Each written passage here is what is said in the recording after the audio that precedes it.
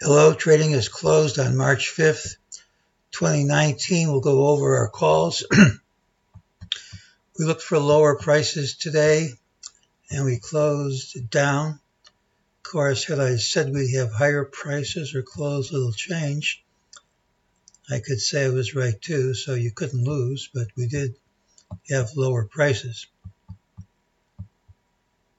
I expected much more than this, and I think we're going to get it very soon. Here were the signals.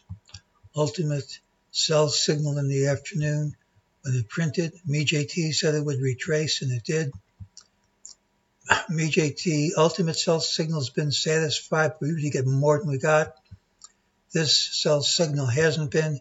Here's our target, 27.8483. That's my call.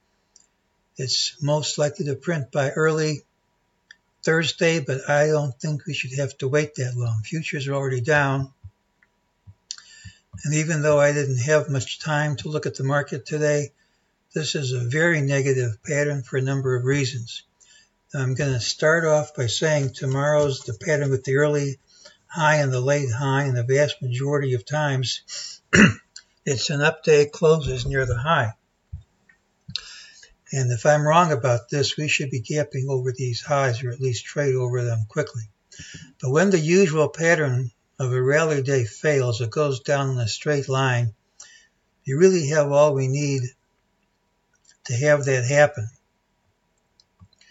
We have a rally all day long, can't hold on to any of the highs, can't even hold on to this high. So it's like a day and an hour of rallying without accomplishing anything.